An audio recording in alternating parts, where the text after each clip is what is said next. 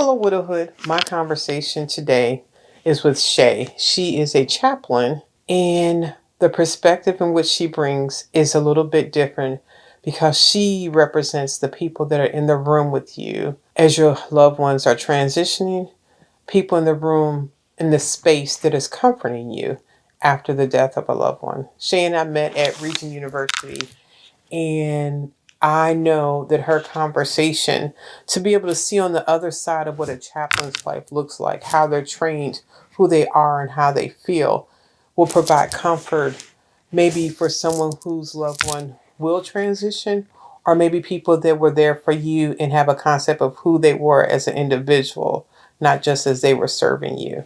Let's get into the conversation now. Many people talk about the ups and downs of married life, but no one really prepares you for life after your spouse passes away. Welcome to Widowhood Real Talk with Tina, a safe place for widows, widowers, and their friends and family to talk about love and loss. Find comfort as you listen to honest conversations between Tina and invited guests who've experienced the loss of their forever partner. Share their stories of love, grief, and healing. You are not alone in this journey. Join today's episode and discover a wealth of resources and learn how to connect with others who are traveling the same path. This is Widowhood Real Talk with Tina. Hello, Widowhood. My guest today is my friend Shay, but Chaplain Shay to the world. Hi, everyone. Thank you, Tina, so much for having me. My name is Shay, and I am a chaplain. I work at Bristol Hospice. I'm their chaplain, and I'm also the volunteer coordinator. So I'm excited to be here. Thank you. So those are a lot of different words, but before we get into all professional Shay, who is Shay as a person? Well, I am married, and actually on Tuesday it will be 13 years. Okay. Super excited. My husband is active duty. He just is now at Oceana, so he's last command. What branch? Navy. So okay. He's with the Navy. We have 2 children. Our son Elijah is 10. And our daughter, Skylar, is about to be 9 next month. Oh, my gosh. So I'm a mom. I'm a wife. I'm also a daughter. I have a mom. I did lose my dad. I lost my dad about 6 years ago. And I have an older sister and 2 younger brothers and a lot of nieces and nephews. Oh, wow. Where are you from originally? I'm originally from Minnesota. Okay. And I'm trying to remember, so from Minnesota, large family, how did you and your husband meet? It's a funny story. He's a twin. And I don't think I know that. Yeah, he's a twin, and I was best friends with his sister. Okay. We actually met in 8th grade, but he was just the annoying brother, right? I was friends with her. Okay. And then fast forward to, we're in college now. I was living with her and a bunch of other girls, so we had a house that we all lived at. Okay. And I was dating a couple guys, and she said that I should date her brother, and I said, that's gross, that's your brother. I don't think so. And he lived here in Virginia while I was in Minnesota, but fast forward, we went on a date. It went well. Obviously. Yeah. So we got married. Wait, okay, how long did y'all didn't go on one date and then got married? How long did you date before? 6 months. She said 6 months. They dated for 6 months and you got married. How did you know him well enough in 6 months to say yes? We just knew each other. I mean, we had a history. Okay. And I just knew. And I always said that I would never be with someone in the military. And I also said that I would never do one of those hi, get married, and then they're going to get shipped off. I did that. You did both of them? I did both of them. Hold on. Was he in the Navy when you guys got married? Yeah. Okay, so you got married and then when he get deployed. He got and I'm the one who said, hey, let's get married before you leave. That was my doing. Okay. So I said, let's get married. And so we got married here in Virginia Beach because I told him I wanted a destination wedding. I wanted to be on the beach. He's like, I'm from Virginia Beach. I live on the beach. And I said, oh, that's perfect. So it was just myself and him, my parents and his parents. Okay. Nice intimate wedding on the beach during sunset. The most beautiful wedding you can ask for. We had a honeymoon right here, so we stayed at one of the hotels here. Okay. Saw dolphins in the morning. It was fun. So like Fort Monroe, where did you go to see the dolphins at? Where was that? Literally Virginia Beach. Wow. Like right there on the strip, one of those hotels. Mm-hmm. And in case you're noticing, yes, we are so wearing the same dress. Love it. Yes, I am loving the whole twinning thing. So he ships off, and what do you do then? I actually went back home to Minnesota. Okay. My plan was to stay there the whole time. He was in and out during that time frame, so I was going to stay there for a whole nother year. However, he came back and he was going to be here for 2 months before he shipped out again. Okay. And so then I moved here October 31st. So did you know anybody or? I knew people through Facebook. Okay. They were, her husband was on the same ship as mine. Okay, so let's back up a little bit. When you say Facebook, those are Facebook groups related to that ship or just? No. Oh, so okay. It was a friend of a friend. So my friend got married. Okay. She introduced me to her friend. Her friend knew another friend, and their friends were on the ship. And so it was kind of like an intertwined web thing. Okay. And then me speaking to my friend, she's like, you should move out here because there's a military culture here. Yes. And I was like, well, I'm going to be away from my family. She's like, you will be, but it's a military culture. And I didn't know what she meant. What did you find that to be? Amazing. Because I love my family, but they won't ever understand until you live it. Until you're here. So it was amazing and so great to be here and to have those couple of months with him. And then, yes, he shipped out. I got a job, started working. I worked at a daycare for a while. Yeah. I worked in a preschool. I worked at the YMCA. I worked Trashmore. I did not know that either. Yeah. Okay. So, and then he came back. We got pregnant. I quit my job. And then fast forward to, I went back to school to Regent where we met. But before that, so we met in seminary. Yes. But where did you feel like God was, like what prompted you to even the seminary route? What was the road up to that? Well, he encouraged me to be an officer in the Navy because my background is children's ministry. Okay. I have a 4-year degree and I was going to be a children's pastor. However, there's a lot of politics in the church. I did my internship back home in Minnesota and decided I didn't want to be a pastor. Okay. Decided that was not for me and just kind of went a whole nother route. We're going to put a pin on that. Some of the things that Shay thinks that she does want to do is kind of what life is kind of doing to her. So we're going to put a pin in that whole pastor thing. Go ahead. Right. Right. Exactly. But he introduced me to Captain Wood, which was his chaplain at the time at Sonorma. Okay. And he said, you should talk to him. Because he also was in charge of the Credo program.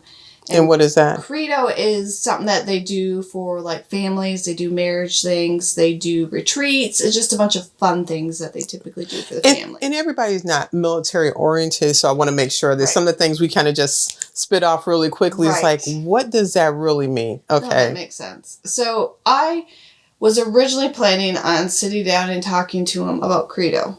And we did. And we talked for a very long time. And then he told me what he did and what he does in the Navy as an active duty chaplain. And he was so passionate about it.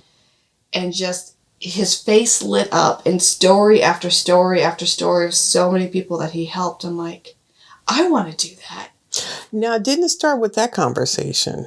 What do you feel like in your life felt like it was a leading up or feel like God was directing you or how you got to that? Well, in all reality, my husband has mentioned that I should join the Navy forever. Okay. And I said, yeah. No, your relationship with God. And that part, to do that, to not just the Navy portion, but feeling like serving God or working in that capacity some way or another. Or did it just start in the chaplain part?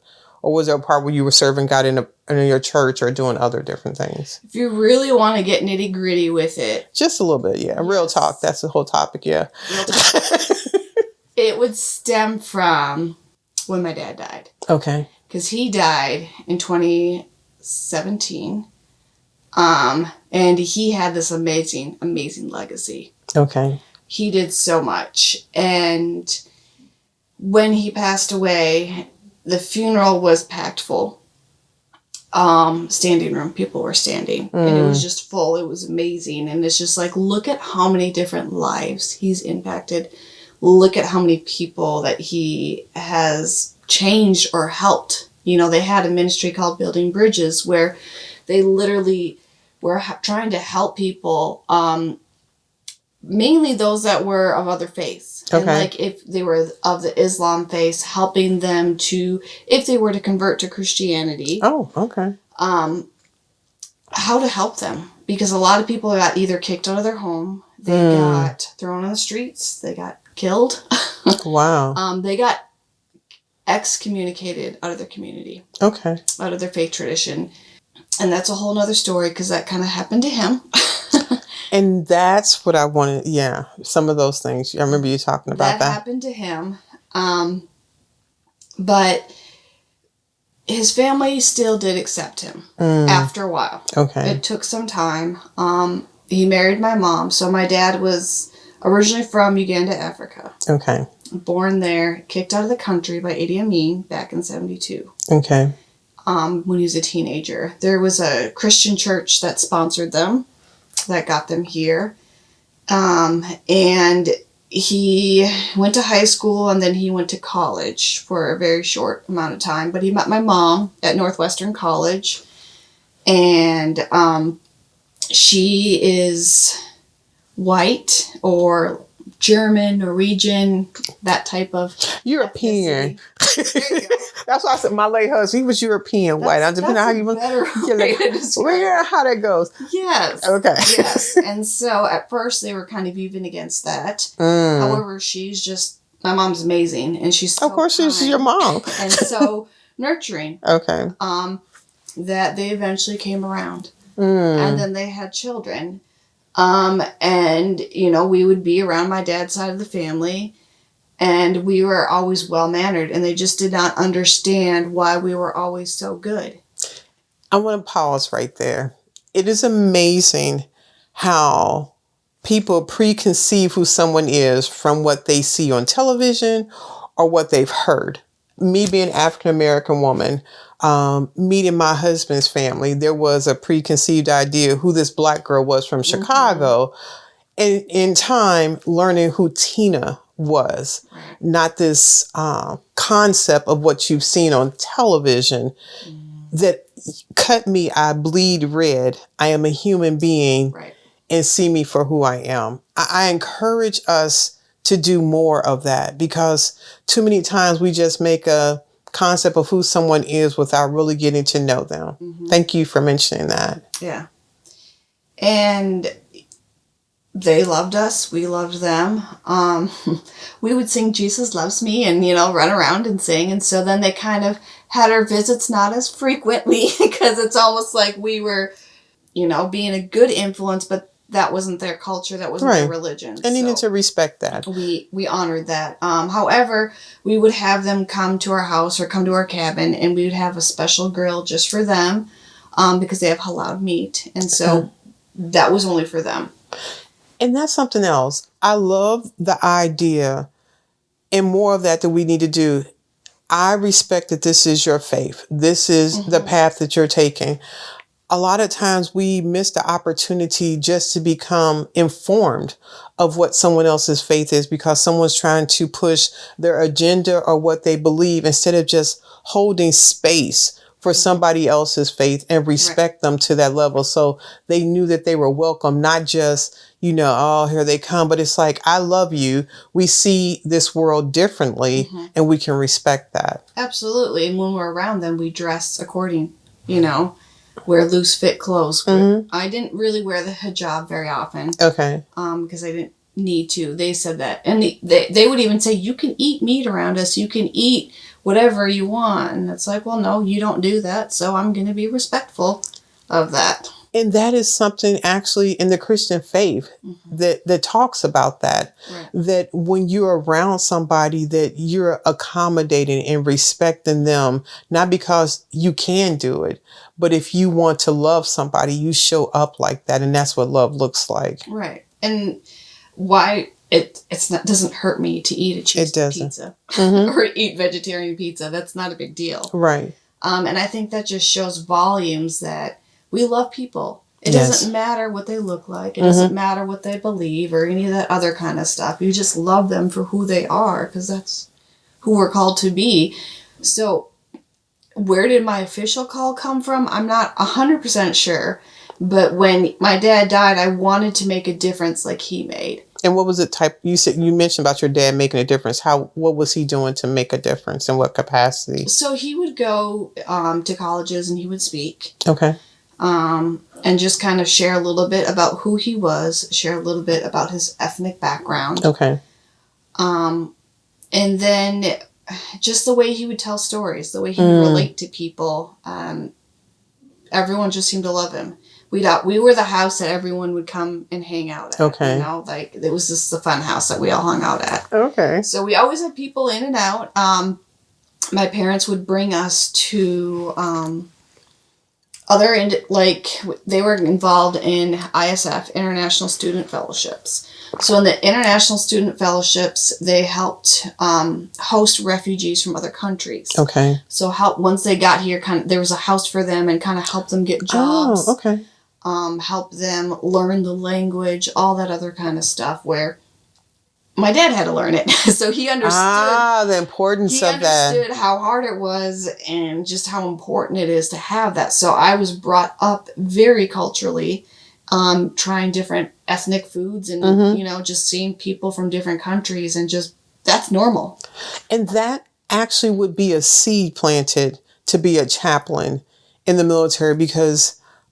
Correct me if I'm wrong, a person may have their own particular personal faith, but when you're a chaplain, you have to support and love and respect everybody. Yes. So it's good to hear how that seed was placed. So it wasn't something you have to lean into. It's something already ingrained in how you were raised from a small child. Right. Exactly. Okay. Yeah. Wow. So thank you for sharing that. Yeah. How did you personally deal with your own grief of your dad passing? That's been an ongoing battle. But that right there is critical to say because, and I know that because I know you personally, Right. But people think, well, that was years ago, or you're a chaplain, that you are removed from being impacted from that. So if you could share a little bit about that. Yeah, absolutely. Well, in part, I am here in Virginia and my family is in Minnesota. So my dad was sick for quite some time. And I was going to go home, but I kind of kept putting well, let's wait till you get better. I don't want my children to see you in the hospital like that. Okay. And he came home.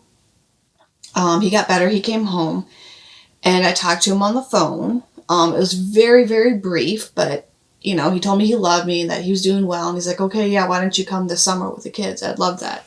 And I was like, okay. So I'm like, all right, sweet. This is going to be great. We're going to go, we're going to go see him in the summer. And 3 days later, he was back in the hospital. And so I was like, yeah, maybe I need to go back. Okay. So I attempted to go back. However, while I was looking up my flight, he passed away. So I had a lot of guilt that I did not go home. I did not go back. I had plenty of opportunities. Okay. I just didn't do it. And so I didn't get my official goodbye in person. I did get it over the phone. My siblings all got together like a month or two prior, and they were all there by his bedside.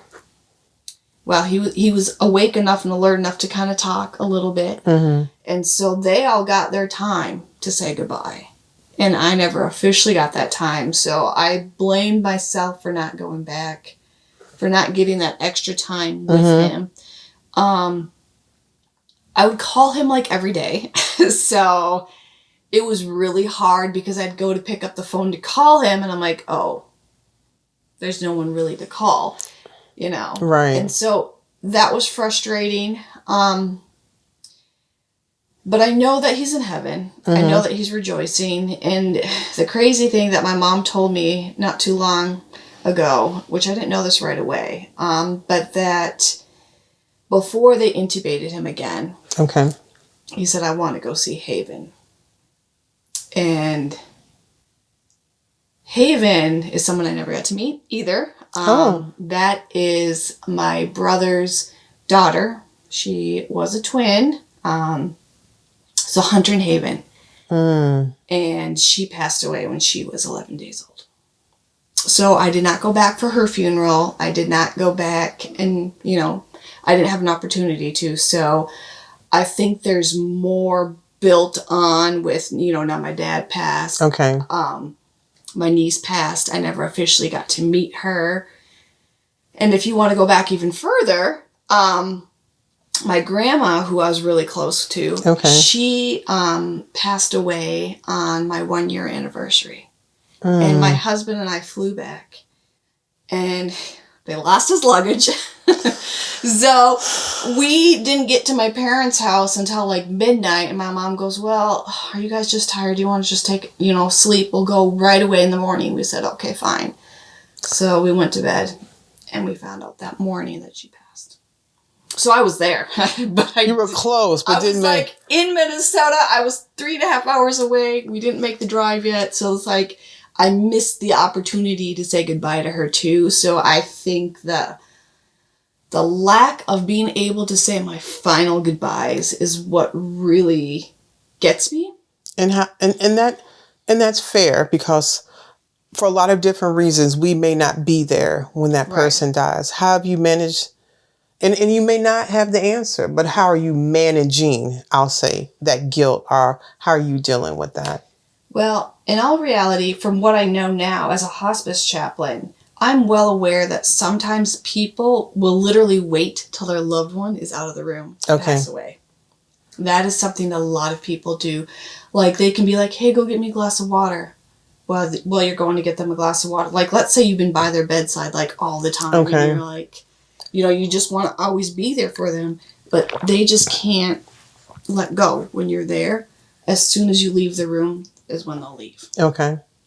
And then they'll be at peace. So I tell myself, you know what? That's just the way it was supposed to be. Okay. I guess I wasn't supposed to be there at the very end. I did get to talk to him. And when I talked to him, he was happy. He was pleasant. He was his normal self that I could tell on the phone. Mm-hmm. And then my grandma, I had seen her not too long before that. And I had a wonderful visit with her. I did not get to see my niece. Okay. My aunt passed away like 2 years ago from breast cancer. Or actually, it was brain cancer. She had breast cancer. Okay. She was cured of it. And then it came back a couple years later as brain cancer. But I had went back in 2020. Okay. And had the most amazing visit with her. Like, she was happy. She was go-lucky. She had energy. I mean, I think the Lord knows that I just needed these ups in my life. Okay. So I didn't see my loved ones towards the very end. Okay. So I didn't see them struggling. I didn't see them right before they passed. Now, as a hospice chaplain, it's a little different. But I want to ask one other question. I know you said that you know now that you were not meant to be there. But as you mentioned about them, managing that guilt. So it tells me that self-talk still is something that comes towards your mind that you have to put back in place. It's not a one and done. Right. And that's human nature. Right. For the reality of that, I struggle with the guilt of this, but I know the answer is that. And that's hard to reconcile, and it causes a lot of emotions. Right. And you're having that, even though you know what it is, the thought of that, and then just living life in the absence of your dad, who was this great person. Right. Well, the hardest part is having children. And having them not have their Papa, Okay. They called him Papa. How'd that name come about? Well, Nana Papa means grandpa. Okay. So we just call him Papa. And my daughter, she doesn't do it as much anymore, but when we do our nightly prayers, and Papa in heaven, and Haven in heaven. So I encourage it. Okay. Yes, let's pray for them while they're in heaven. Because we don't want to forget his memory. We don't want to forget their memories. And that's about keeping him alive to the kids. Yeah. Nice. So thank you for sharing that. Yeah. Now, the road to living out your dad's legacy as a chaplain, what does that road look like for you? How's that? I should say, how's that road developed to, like the schooling, the training, some things into where you're at now? It's been an ongoing struggle. Let's be real. It has not been easy. But then I think of his life and what he endured. And he didn't share everything that he went through. Parents usually don't with their children for everything. He has a book. And so I read his book again after he had passed. And your dad's book is? It's called Bittersweet Freedom. Okay. I don't know. I'll have to ask my mom because we don't really have it out to public. Okay. Right. But rereading it years after he passed, I'm like, wow, I didn't realize a lot of that. So he did struggle and he went through a lot and he was almost martyred for his faith. Wow. But they didn't kill him. And I think it's God's grace that they didn't kill him. Because when he was a new convert, he got beat up in a park. They took a knife out and they were about to slit his throat. They're telling him that he had to come back to his religion. And they said, if you don't, we're going to kill you. And the only thing that came out of his mouth is, for me to live as Christ, to die as gain. I have nothing to lose. And when he said that, the park filled up with ambulance and a ton of people. And I guess they took him to the emergency room and brought him to the hospital. And you don't always see it now, but then they had a Bible at the in the bedside table, and so he picked up the Bible, and that's where he saw that verse. And he's like, I never knew that was a scripture in the Bible. Wow. And so they're just little things like that that he has struggled with, that he's endured, that he's gone through, that I'm like, these are nothing in comparison to what he's gone through. He's gone through a lot. And knowing that I can make a difference for my children and for those that are coming up, I want to have that kind of a life.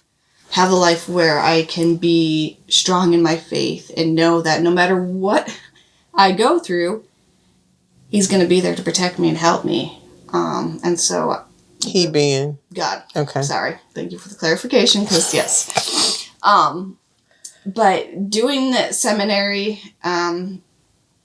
was a struggle.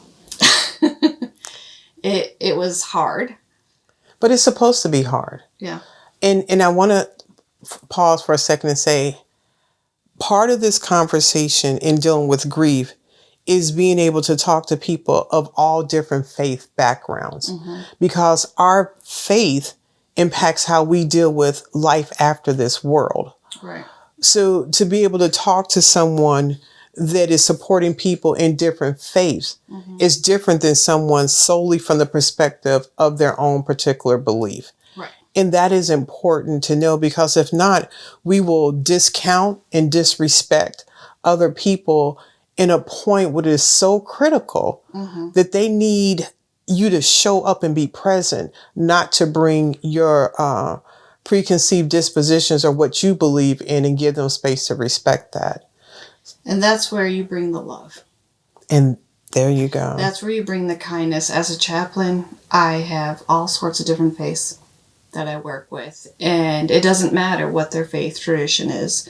I'm just there to be support and to help them in their journey and what they're walking through and what they're going through. And if they're Christian, great. If they're not, it's all right too. There's other ways to work around it. But just kind of like the way I was brought up, you just love people for who they are. So how do you feel like seminary prepared? Let's start that over. Sorry, podcasting. How do you feel like seminary prepared you for what you're doing now?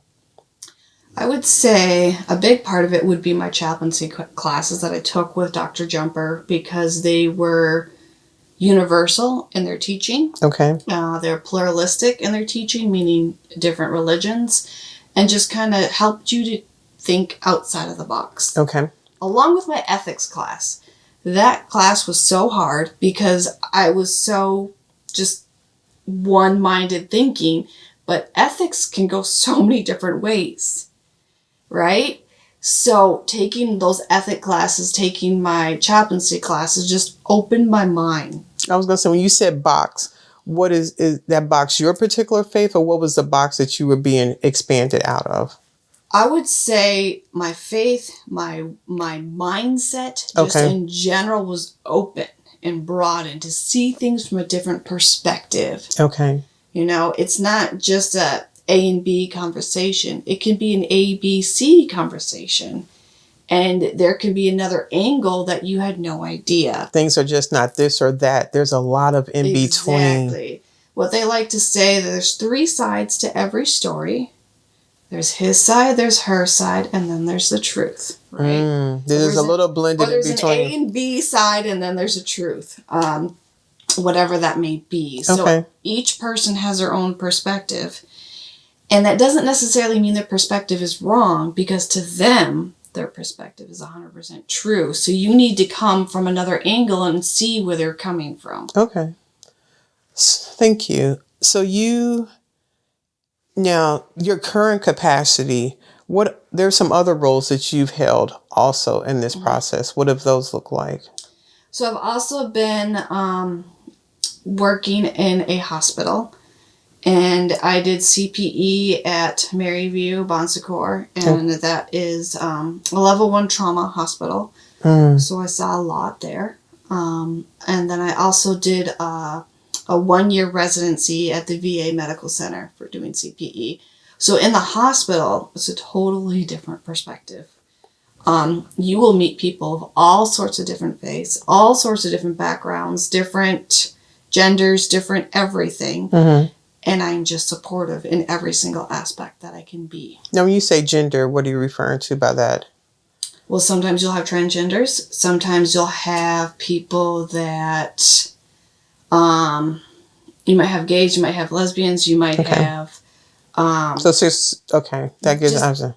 Fill in the blank. Just providing universal care to everyone is what I'm trying to say. I don't want to put any labels out there.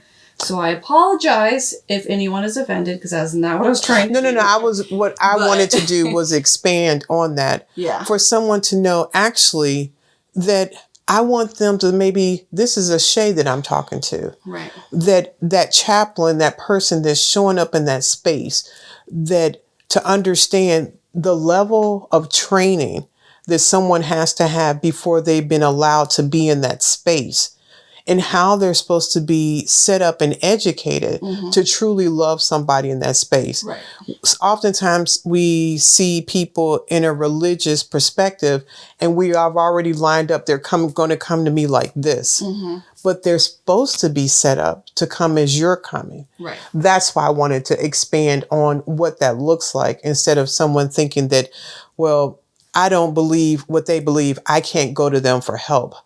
They may see me as wrong or right, instead of just saying they see me, going back to our original conversation about seeing people where they are. Right. And that love and support is open for them to receive. And you need love and support instead of feeling like that you are alone in what that looks like. Right. That's why I wanted to expound, not so much to put a label, but just to say that it's open and available there to support people. Right. Well, and that came through a learning process, because I did have my preconceived ideas. Okay. Not where they could see that, but just internally. I have my own biases. Okay. That I never showed anyone. But then when I met and talked to them, they surprised me. And I was like, my biases were completely wrong. And I didn't know that I even had any biases. Well, who does? We're all perfect. We don't think anything about anybody. But deep down inside, until we get to meet people in different, we find out things about ourselves. Now is the point to choose to grow. Exactly. Or to stay where I'm at. Well, and the cool thing through CPE is that you have to write verbatims. And so you verbatim write your conversation, how it happened. And then you talk about what you said and what you didn't say and what you were thinking. Well, then the whole group has an opportunity to help you see different things from different perspectives. And so my eyes were open to where I didn't realize some of those things until it was brought out So you're saying like a conversation you had with someone you were supporting, you had to then write a dialogue of that discussion. Mm-hmm. And now a meeting of your peers to unpick that and say, what about this, and challenge you. Exactly. Wow. The level of care in that. Yeah. So there's a lot of training that goes into being a chaplain. That is painful, but yes. But that's how you grow. I'm about to say, what if you didn't do that? You would just be thrust out there in your own box. Mm-hmm. So that's very large. Yep. Yeah, it was very eye-opening. It wasn't always great conversations. But, who likes to be picked apart? I mean, we're all signing up for that. Nobody, but wow, that really. So imagine if you never had that unpicking, what you would have been if you showed up without that experience. I don't know, but I'm glad to have had that experience. Okay. I'm glad that I have the opportunity to grow and just to be able to be someone to love others where they're at. In the hospital, that's not usually a place people like to be. There's a lot of hurt. There's a lot of sick. There's a lot of pain. Mm-hmm. A lot of people don't understand why they have certain diagnosis or they're on their deathbed. And I was there during COVID, so they couldn't even have visitors. So the chaplain was all they got. Wow. And so that brings a whole nother blanket on top of it. It's like, you know what? I am so thankful that I get to be in there and I get to show them love. Mm-hmm. That I get to be a person that they can sit there and they can talk to that's not a clinical doctor or nurse. Oh, the idea of that level of loneliness, that level of separation, and you are the only person there, to some regards, a complete stranger. Yeah. But in a space where they need somebody so much. What was that like to be there during COVID or in the capacity of a hospice and family? And now you're there in your own emotions. You're there supporting people who are losing their loved ones. Granted, you may have not been there when your own people died, but now you're needing to hold that space for people who are losing their loved ones. Exactly. It's humbling, I would say. Just knowing that I can be there and support them. And knowing that I want to do as much as I possibly can for them because I wasn't able to do what I wanted to do. So it's like I do it more. I can see that. That makes sense. They're kind of like that reason, like you weren't there for that. And that gives you the inspiration or motivation now. Wow, that came full circle. It did. And thank you for helping me realize that. Because didn't really realize that till just now. Really? So that was good. Oh, wow. Okay. Yeah. Wow, that inspiration comes from that. Yeah. You're welcome. Yeah, it's good. Tough part. In the room with someone dying, how do you hold that space? What does that look like? To be truthful and honest, I have not yet been with someone as they've taken their last breath. Okay. However, it's been close. And I've come right after. So recently, I've had a patient, which is crazy, that she was awesome. She was funny. She was feisty. She always wore her bright red lipstick. And she liked bright colors. And I went and visited her that day. And she was just laughing and joking with me like she normally does. And the day that she passed, she had this cute little bell, right, that she would ring. Additional from, because she lived in a nursing home, she had a call bell. Okay. She didn't want that. So they got her a little bell that she would ring. And she looked over at me. She goes, pick that up. So I picked up her little bell and she goes, ring that little bell. So I rang the bell. She's like, they hate when I do that. Oh, she got you doing it. She got you being salty. And then she goes, so you know what I'd do? I'd ring it louder. And I'd ring it longer, like even longer. So we just laughed. Oh my gosh. So she was just. You said she was fiery. She was just feisty. She was just fun. She was fun. I just loved her. We always read the Book of Ruth. Okay. She wanted to read the Book of Ruth all the time. That was her favorite, but I left her there. She was getting tired after we read the book, so I helped her to lay down. And then I went to go see some more patients. Well, then my boss calls me and she says, are you available? I was like, well, I can talk. She's like, are you around people? I'm like, yeah. She's like, okay. I'm like, let me get away from people. And that's when she told me she passed away. And I'm like, what do you mean she passed away? I was just there. But she passed away in the best way that you can pass away. Like, I guess she had gotten up. She was walking in the hallway. She went back to bed and she, just went to bed in her sleep. And that's the way to go. Mm-hmm. Now, with her, I came back and I was there. The family was there. I saw the funeral director come and take her body out. And that was my first time seeing someone that I cared about, someone that I ministered to, leave the room. Right. So that was very heartbreaking. I shed a lot of tears and I cried with the family. We had a beautiful, they cried, I cried. We had a beautiful moment. And so it hurt. It hurts when you lose someone that you love. And I only knew her for maybe 5 months. Okay. It wasn't a long time. But I am still in communication with the family. They asked me to do her funeral. So I was able to do her funeral. I was able to share that story with everyone. I was able to share, and I was able to just love on the family. Okay. And be that person to help lift them up, to help them walk through their journey. One of the questions they had for me is, what do we do now? Now what? Every Sunday at 3 o'clock, we go get a scone, we get tea, we get the paper, and we go visit her. And then we go through the paper together.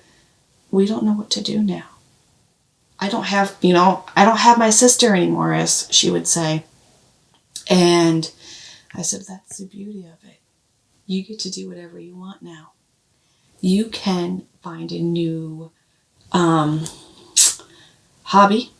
You could do something in honor of her. You could travel. You could maybe go to one of her favorite restaurants. You now get to be you. You're showing them different ways to honor that love. Mm-hmm. And you probably gave them permission to continue living. Because if not, it's so easy to stay right in that space and not have to move out because you feel like maybe you violated this person that you loved or you're no longer doing this, but life has changed. Yeah. And they needed to probably have validation on how to move forward in their life as she's no longer here and how to continue living. Right. Because it's so hard because that's what they did for such a long time. And there's a void. Yes. There's a hole. There's an emptiness that, what do you do now? Right. You feel lost. You feel hopeless. You feel like you can't go on. In that fog. In that, because it's like you know this person may be dying, but it seems instantaneously when it happens. Yeah. And so you've been in this line of work for how long? Well, I started the hospice the end of February. Okay. How do you see what tools or what things are put in place to keep you from hardening or becoming callous or becoming routine with this to continually stay present? What are some things set up in your career path or the system to be mindful of that? I'm such an empathic person. I care too much to where I don't know if I could ever truly be calloused. Okay. I don't know if I ever could because I just love people and I'm very relational and I feel for them. Then what would be, okay, that's fair. What is put in place that you don't take that burden and carry it too much on yourself and learn how to put it in perspective as you leave there to go home to be the mother, the wife?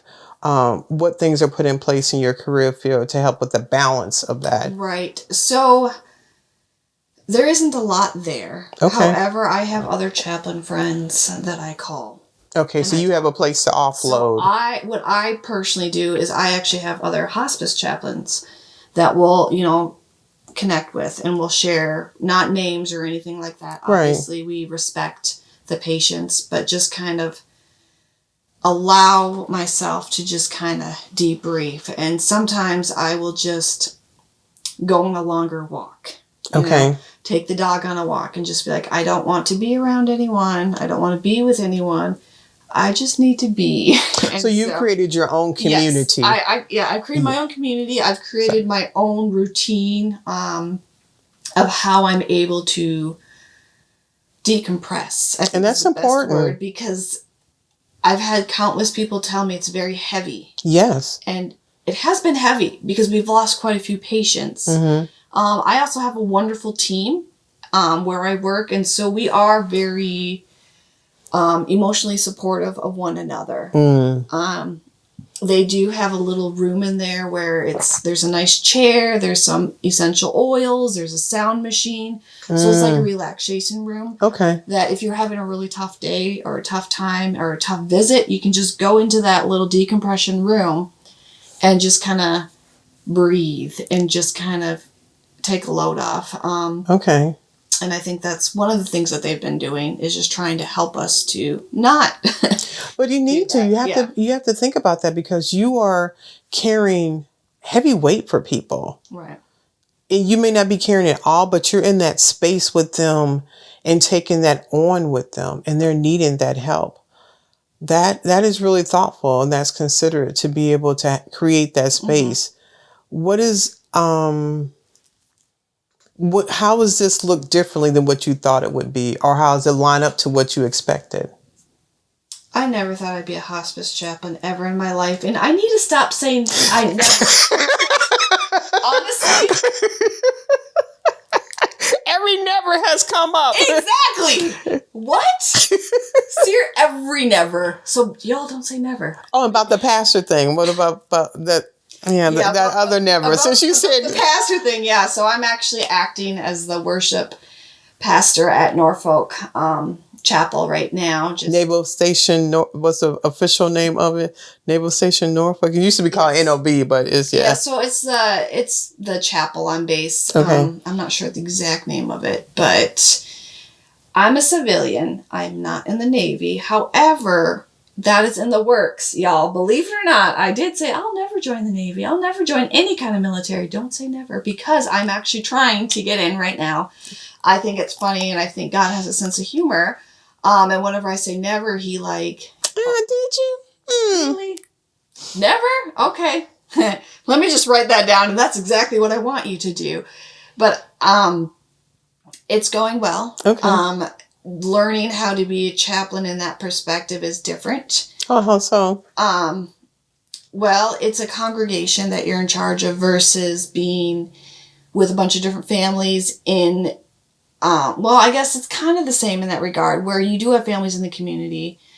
What I hear you saying in the hospital, it's who's there that moment. They come in and out. Right. In the pastoral way, this is a continual relationship. Those people are coming on a regular basis. So now you're becoming more engaged with them, being more involved with them on a regular basis and daily. Okay. I can see that. So just like a pastor or a clergy of a particular church, it just happens that yours is on base. Right. Okay. So what skill sets are you bringing to that you weren't using before in the hospital? Or are they the same, just more? Just more. Okay. I mean, I am able to do like little mini sermons, if you will, or Bible studies for my residents, and I do that weekly. So it's just kind of doing it more and doing it for a variety of age group instead of people that are in a nursing home. So I would say the biggest difference is the variety of age group. Okay. Wow. A lot has changed. A lot has happened. Yeah. Do you see yourself continue? Well, is it a requirement for you to continue education, continue training and doing this, or how does that work for you? I do plan on continuing education at some point in time. I know you're just like, whoo, I just freed myself. But I'm sure there's continued education, things to learn and I'm never train. going to get my doctorate. However, at some point in time, I would like to get my doctorate. I did not know this until just now. Okay. But I don't know when. Because I remember when we were in school, you were saying, no, I am so don't ever say never. Don't ever say it. I don't know how that's going to happen, but I would really love to get a doctorate. And I would like it to maybe possibly be in some type of counseling. Okay. To some degree. But again, I don't know how that's going to look. So we'll see. So you do all this training. How do you see it being different, being on active duty and being a chaplain than everything you've done already? My role will be able to grow, and I'll be able to go places I've never been able to go to. I'll have a clearance I've never had before. Okay. Crazier enough, kind of just putting this together now, it's almost like Esther and how she was young and she was called. You know, she was in such a place and such a time to make such a huge difference. I have a feeling that something like that, not to that extreme, but something to where I will be able to make such a huge, big difference in that setting, in that role, that I would not be able to do otherwise. Okay. And so I'm excited. I'm nervous. I'm scared. It's a lot to take in, but there's so much that I can do. And I think I'm going to grow so much just as a person, let alone a chaplain, let alone a wife and a friend, mom. Just, you're going to have so many hats. And as a civilian right now and having an active duty spouse, I've seen a lot. Okay. I've seen a lot of families go through so much. So I know different perspectives that other people may not know. For sure. As a spouse. And I just literally want to help as many people as I can. And one of my sayings is to be the voice to the voiceless. To help those who can't seem to get the help that they need. I want to be their advocate. I want to be the person to help them get where they need to be going. That is good. 2 more questions. If you could pick any age to meet younger Shay, what age would you pick and what would you tell her? Oh my goodness. That's such a hard question. Excellent. You can pick an age range, the 20s, 30s, you can do any of that, but it doesn't have to be as specific. It would probably be probably right around the time my dad died, which is around 35-ish. Okay. And just to take more risks, be more willing to try new things, which is kind of the same thing. But I just think that I was kind of stuck where I was. And so just to see things from a different perspective. Okay. What gives you joy? A lot of things give me joy. And that's also my middle name. So. I don't remember that. Okay. Yes, Joy is my middle name. My family gives me a lot of joy.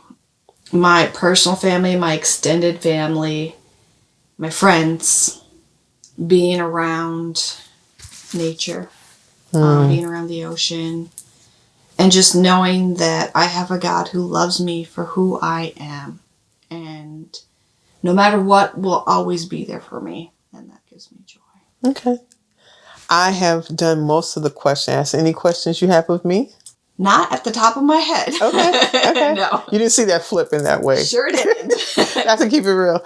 I'll let you close us out. Maybe there was something you thought we would talk about that we didn't speak about, or anything you want to say in closing to the widowhood.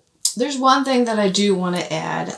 One thing that I did learn, either through my books or through some of my training, I honestly don't remember. But this is one thing that I share with my patients and with actually someone that I came in contact with that has nothing to do with anything. I'll share this quick story with you that I shared with her. I went to one of my buildings and she was just sitting outside and I just sat down next to her. She was a cook. And so we hung out and she started to share with me that she lost her dad. And she lost her dad 4 weeks ago. And their birthdays were coming up, and she's just like, I don't know what to do. And it was just hard because she was so close with her dad. That's what she told me. And I said, well, one thing you could do is you could, maybe buy his favorite dessert, eat his favorite dessert, or go to his favorite restaurant, or buy his favorite drink. And she said, yeah, he drank a lot. I'm not going to do that. And I was like, okay, well, maybe you don't want to do that. That's okay. That's fair. Some people may buy the alcoholic beverage and pour it out in honor of them. I said you could do that. Or another thing that I think is really wonderful and that I share with people is to write a letter. Yes. Write a letter to your loved one. Write a letter to your friend, your cousin, your son, your daughter, your brother, your sister, your spouse, whoever the person may be. And share with them what they meant to you. Share with them why you're sad they're gone. Share with them maybe that you're angry with them. You're upset that they're not here. And that's okay. It's okay to be angry that your loved one is not here with you. And I think a lot of people have a hard time being okay being angry. They may have a hard time, but it's there. So when you write it, it gets it out. It gets it out. Because you're not fooling anybody, because you may be putting on that's a very good point. You're putting on this facade, but you are struggling inside with all these emotions.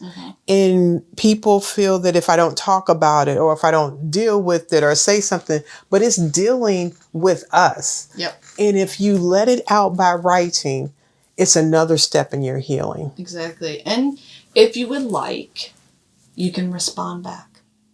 Respond back as that person. How would they respond to your letter? And then that releases you from a lot of different things that you're holding on to. So that's what I would leave you guys with, is write a letter to your loved one. If you feel inclined to have them write back to you, have them write back to you. However you think they would respond to that letter. Very good advice. Thank you. Thank you for being here. Thank you for having me. Thank you, everyone. All right. Thank you, Widowhood. Thank you for being here in this conversation with Shay. I am so glad that she was able to share about her own personal grief, how that has helped her serve other people, and how she's able to hold a space for you with unconditional love. Because that's what we need when we're grieving. We need someone to meet us where we're at and love us without judgment or criticism. I am sorry for the person that you have lost that has brought you to this place, but I'm glad that you have found us and you are part of our widowhood. Talk to you soon. Bye. Thank you for spending another episode with Widowhood Real Talk. If you found the contents of today helpful, share the episode to anyone you know who may need it. Subscribe to the show and tune into Widowhood Real Talk each week. Then visit widowhood-realtalkwithtina.org to join the community and access additional resources. Remember, you are not alone in this journey.